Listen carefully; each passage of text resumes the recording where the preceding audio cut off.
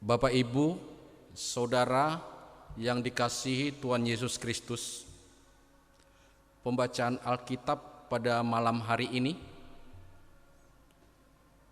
terambil dari Kejadian pasal 48 ayat 15 hingga ayatnya yang ke-22. Jika Bapak, Ibu, Saudara sudah menemukannya, kita biarkan Alkitab kita terbuka. Kita berdoa mohon bimbingan Roh Kudus. Allah Bapa yang bertahta di dalam kerajaan surga, Bapa yang kami sapa di dalam nama Tuhan Yesus Kristus, kami mengucap syukur kepadamu ya Bapa, di mana kami boleh merasakan kebaikan Tuhan di dalam kehidupan kami. Engkau yang membimbing dan menyertai kami di sepanjang hari ini. Pada malam hari ini ya Tuhan, kami akan membaca dan merenungkan sebagian dari firman-Mu.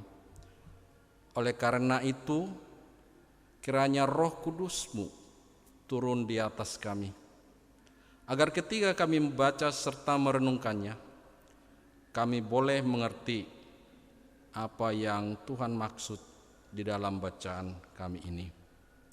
Hamba-Mu yang Engkau utus untuk menyampaikan firman-Mu ini, biarlah Engkau urapi dia, perlengkapi dia, sehingga apa yang disampaikan hanya seturut dan sekehendak Bapa di surga. Berfirmanlah Engkau, sebab kami anak-anak-Mu telah siap untuk mendengarkannya. Dalam nama Tuhan Yesus kami berdoa. Amin. Bapak, Ibu, Saudara, untuk menghormati firman Tuhan, saya undang berdiri. Pembacaan Alkitab dari Kejadian pasal 48 ayat 15 hingga ayatnya yang ke-22 yang menyatakan, sesudah itu diberkatinyalah Yusuf. Katanya, nenekku dan ayahku Abraham dan Ishak telah hidup di hadapan Allah. Allah itu sebagai Allah yang telah menjadi gembalaku selama hidupku sampai sekarang, dan sebagai malaikat yang telah melepaskan aku dari segala bahaya. Dialah kiranya yang memberkati orang-orang muda ini, sehingga namaku serta nama nenek dan bapakku Abraham dan Ishak termasyur oleh karena mereka, dan sehingga mereka bertambah-tambah menjadi jumlah yang besar di bumi. Ketika Yusuf melihat bahwa ayahnya meletakkan tangan kanannya di atas kepala Efraim, hal itu dipandangnya tidak baik. Lalu dipegangnya tangan ayahnya untuk memindahkannya dari atas kepala Efraim ke atas kepala Manasye. Katanya kepada ayahnya, janganlah demikian ayahku, sebab inilah yang sulung. Letakkanlah tangan kananmu ke atas kepalanya. Tetapi ayahnya menolak. Katanya, aku tahu, anakku, aku tahu. Ia juga akan menjadi suatu bangsa, dan ia juga akan menjadi besar kuasanya.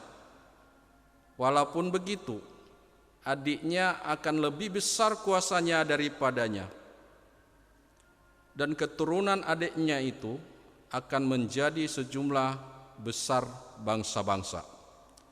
Lalu diberkatinyalah mereka pada waktu itu, katanya, dengan menyebutkan namamulah orang Israel akan memberkati. Demikian, Allah kiranya membuat engkau seperti Efraim dan seperti Manasye. Demikianlah didahulukannya Efraim daripada Manasye. Kemudian berkatalah Israel kepada Yusuf, Tidak lama lagi aku akan mati, tetapi Allah akan menyertai kamu dan membawa kamu kembali ke negeri nenek moyangmu. Dan sekarang aku memberikan kepadamu sebagai kelebihanmu daripada saudara-saudaramu suatu punggung gunung yang kurebut dengan pedang dan panahku dari tangan orang Amori. Demikianlah firman Tuhan, terpujilah Kristus, haleluya. Haleluya, haleluya, haleluya. Jemaat, silahkan duduk.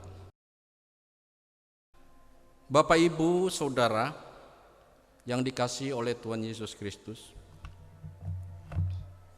seorang ahli psikologi yang bernama Alfred Adler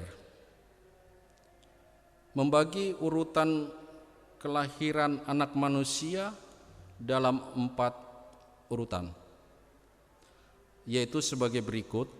Disebutkan anak tunggal, kemudian anak sulung, anak tengah, dan anak bungsu. Urutan kelahiran ini akan memunculkan sifat positif dan sifat negatif yang berbeda-beda. Dikatakan sifat positif anak sulung adalah merawat dan melindungi orang lain. Sedangkan sikap negatifnya yaitu memiliki rasa kecemasan yang tinggi, perasaan berkuasa yang berlebihan, rasa permusuhan secara tidak sadar, berjuang untuk mendapatkan pengakuan, dan tidak dapat bekerja sama.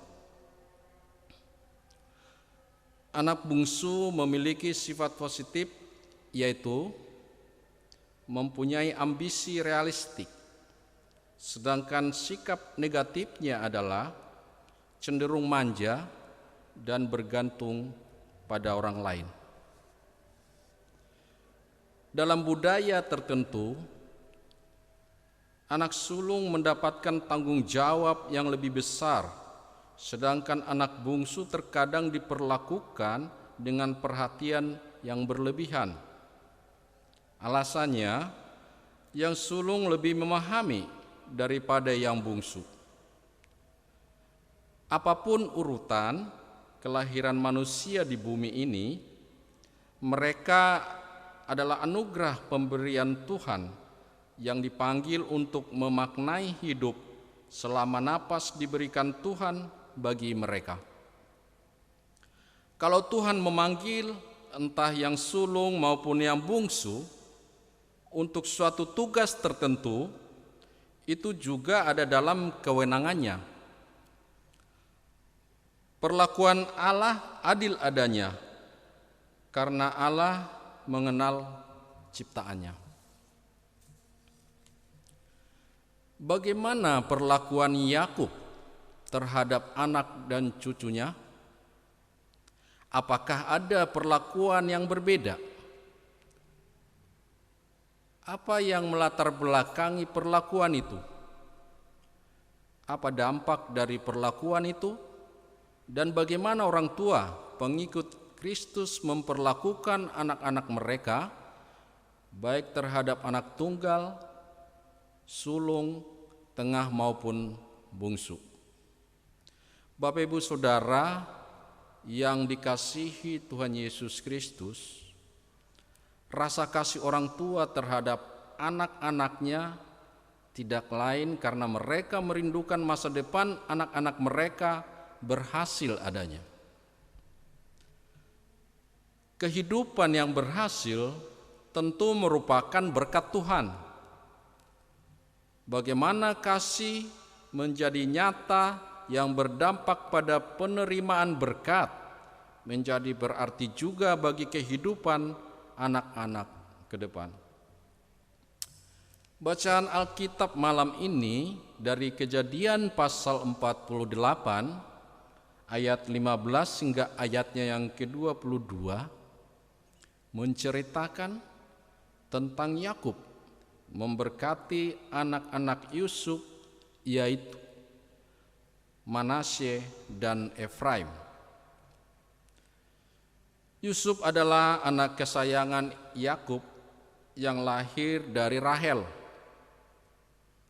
Nampaknya Yakub bukan saja memberikan secara istimewa, tetapi juga turun pada anak-anaknya, bahkan mengangkat Manasye dan Efraim sejajar dengan Ruben dan anak-anak Israel lainnya atau saudara Yusuf. Hal ini penting karena dalam pembagian warisan tanah, Efraim dan Manasye telah diperhitungkan. Ketika Yusuf diberitahu bahwa Yakub ayahnya sakit-sakitan, Yusuf pun membawa anak-anaknya, yaitu Manasye dan Efraim. Manasye adalah anak sulung dan Efraim bungsu. Yusuf dan anak-anaknya bersujud memohon doa dan berkat. Manasye dan Efraim diberkati Yakub dengan tangan menyilang. Tangan kanannya memberkati kepala Efraim dan tangan kirinya ke kepala Manasye. Yakub berdoa agar kedua anak Yusuf ini diberkati Allah dalam hidupnya. Yakub pun berdoa dan menyampaikan berkat kepada mereka sebagaimana pada bacaan kita di Kejadian 48 ayat 16. Dan sebagai malaikat yang telah melepaskan aku dari segala bahaya, dialah kiranya yang memberkati orang-orang muda ini, sehingga namaku serta nama nenek dan bapakku Abraham dan Ishak termasyur oleh karena mereka, dan sehingga mereka bertambah-tambah menjadi jumlah yang besar di bumi. Setelah Yusuf memperhatikan Yakub mengutamakan Efraim, Yusuf menyela ayahnya yang memberkati anaknya yang nampaknya mengutamakan Efraim si bungsu, karena yang sulung adalah Manasye. Namun Yakub menjelaskan dalam Kejadian ayat yang ke-19.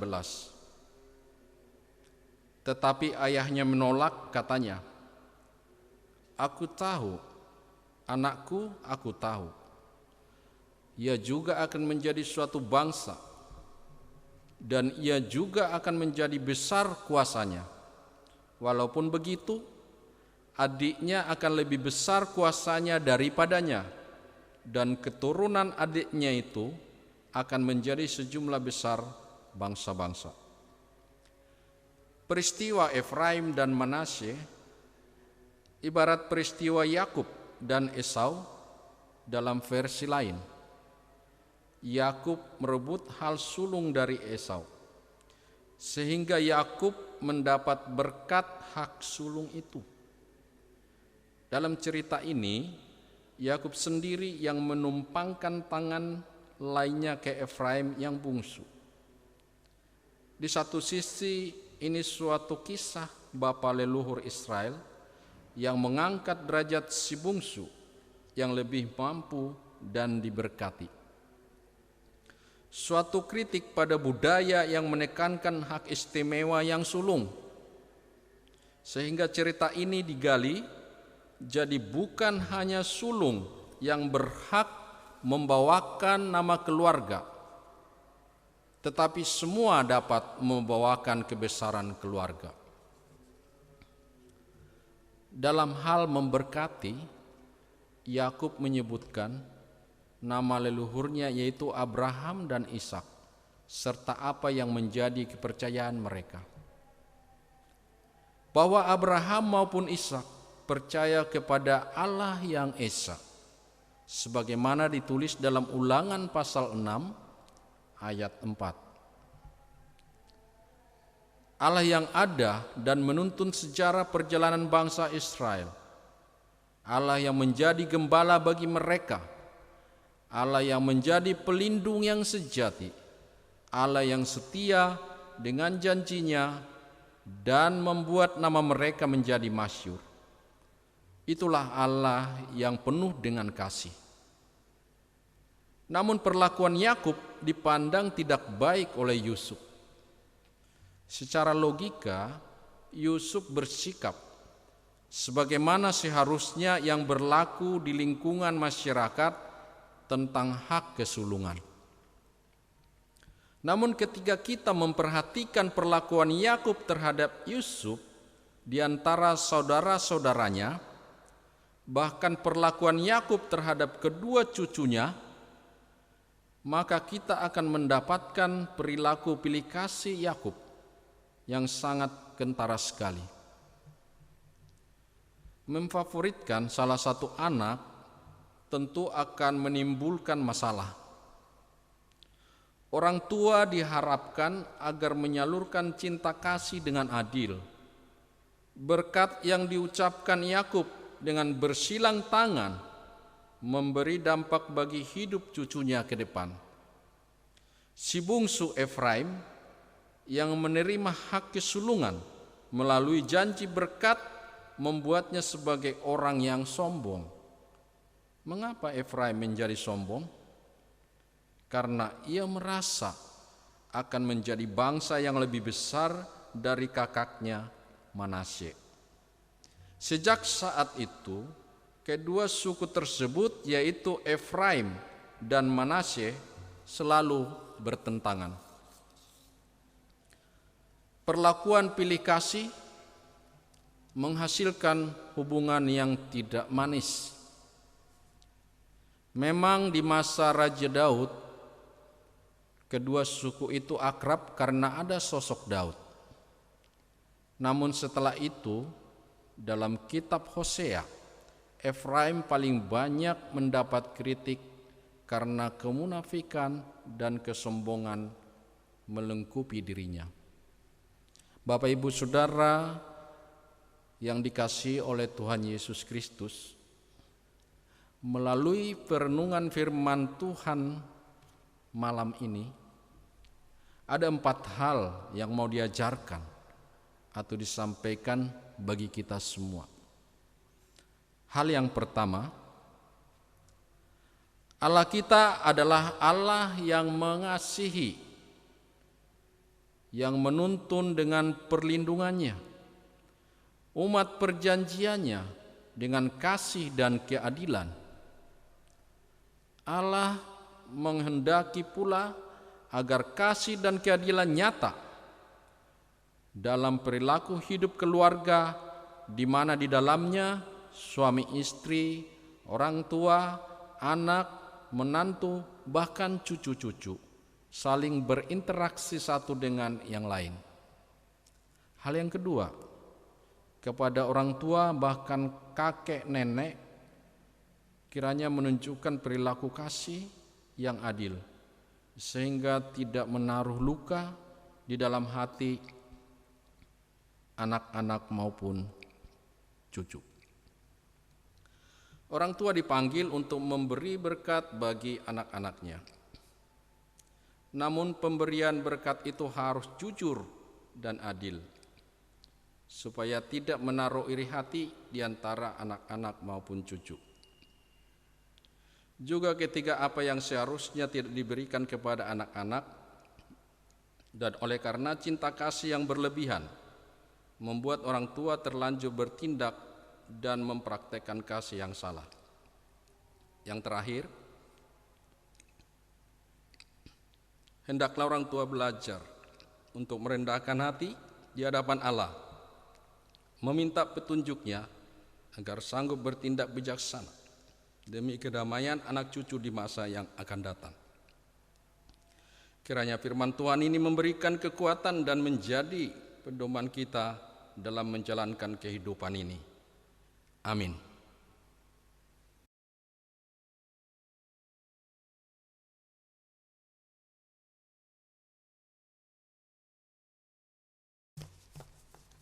Bapak Ibu, kita akan masuk di dalam doa syafaat. Mari kita berdoa. Bapa kami yang ada di surga, Bapa yang baik, Bapa yang selalu memberikan kebaikan buat kehidupan kami. Pada malam hari ini kami mengucap syukur atas penyertaan-Mu, di mana kami sudah memuji dan mendengarkan firman-Mu. Biarlah firman yang disampaikan oleh hamba-Nya dapat menjadi kekuatan dan pedoman hidup kami untuk melanjutkan kehidupan. Kami mau berdoa kepada-Mu Bapa untuk gereja-gereja yang ada di muka bumi ini, terkhusus gereja kami GPIB Immanuel Balikpapan, bahkan pelkes-pelkes. Kiranya Tuhan berkati. Engkau juga menyertai akan pelayanan-pelayanan yang kami lakukan Bapa. Engkau memberkati para presbiter dan keluarganya yang selalu setia untuk melayani. Kiranya Engkau memberikan kekuatan dan kesehatan. Terkhusus kami berdoa untuk ketua majelis jemaat kami. Tuhan yang selalu menyertai dan melindungi dalam setiap aktivitas pelayanan yang dilakukan, juga menopang kehidupan keluarga, suami maupun anak-anaknya. Terima kasih Bapa di dalam surga. Kami juga mau berdoa untuk pengurus ke-6 Pelkat, panitia-panitia, komisi-komisi yang ada, pegawai kantor gereja, bahkan semua yang terlibat dalam pelayanan. Kiranya Engkau juga memberkati mereka semua, sehingga mereka dapat melakukan tugas dan tanggung jawab mereka dengan penuh sukacita dan selalu mengandalkan Engkau saja ya Bapa. Berkati juga ya Tuhan untuk rencana-rencana pelayanan kami ke depannya. Kiranya Engkau selalu turut campur tangan di dalamnya. Kami melakukan kegiatan pelayanan di gereja kami ini. Kami juga berdoa untuk jemaat-Mu yang berhari ulang tahun di minggu ini. Kiranya Tuhan memberkati akan sukacita mereka, baik ulang tahun kelahiran maupun ulang tahun pernikahan. Kiranya Tuhan memberkati setiap sukacita yang ada, memberikan kesehatan selalu, dan memberikan panjang umur kepada mereka. Tidak lupa juga Tuhan, kami berdoa bagi jemaat-Mu yang saat ini mengikuti ibadah online ini, maupun yang belum. Kiranya Kau memberikan kasih dan penyertaan-Mu melalui selalu kepada kami semua.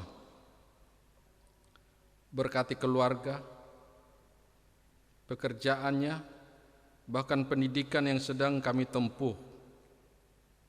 Engkau juga memberkati anak-anak kami. Bagi jemaat kami yang membutuhkan pekerjaan atau yang sedang merindukan pasangan hidup, kiranya Engkau saja yang sertai dan berikan, karena Engkau tahu apa yang kami butuhkan. Kami berdoa bagi saudara-saudara kami yang sakit atau dalam kelemahan tubuh, baik yang ada di rumah maupun yang dirawat di rumah sakit. Kiranya Engkau mau mengangkat akan sakit penyakitnya, sehingga beroleh kesembuhan dan pulih kembali seturut dengan kehendak Tuhan. Kiranya Engkau juga memberkati bangsa dan negara ini. Engkau memberkati pemerintahannya, mulai dari yang tertinggi hingga yang terendah. Kiranya kuasa-Mu nyata di tengah-tengah pemimpin yang memimpin bangsa dan negara ini. Kiranya juga Engkau memberikan kedamaian dan keamanan kepada bangsa dan negara kami. Secara khusus kami mau berdoa untuk situasi pandemi COVID-19 yang melanda negara kami, bahkan seluruh dunia. Kiranya Tuhan selalu memberikan kebijaksanaan dalam mengambil keputusan yang cerdas kepada setiap pengambil keputusan di negara kami ini. sehingga kami boleh merasakan tenangan dan tidak khawatir. Sebagai warga masyarakat, sadarkan kami ya Bapa, untuk mematuhi ketetapan pemerintah dalam memutus mata rantai COVID-19 ini, sehingga dengan perkenanan Tuhan, pandemi COVID-19 ini boleh berlalu. Terima kasih ya Bapa. Inilah doa dan permohonan kami. Dan ampunilah segala dosa dan kesalahan kami yang sering kami perbuat melawan kehendak-Mu. Bukan kehendak kami yang jadi, tetapi kehendak-Mu yang terjadi di atas kami. Doa ini kami bawa hanya di dalam Yesus Kristus Tuhan dan Juru Selamat kami, yang mengajar kami berdoa sempurna. Bapa kami yang di surga, dikuduskanlah nama-Mu, datanglah kerajaan-Mu, jadilah kehendak-Mu di bumi seperti di surga. Berikanlah kami pada hari ini makanan kami yang secukupnya, dan ampunilah kami akan kesalahan kami, seperti kami juga mengampuni orang yang bersalah kepada kami. Dan janganlah membawa kami ke dalam pencobaan, tetapi lepaskanlah kami daripada yang jahat. Karena Engkaulah yang mempunyai kerajaan dan kuasa dan kemuliaan sampai selama-lamanya.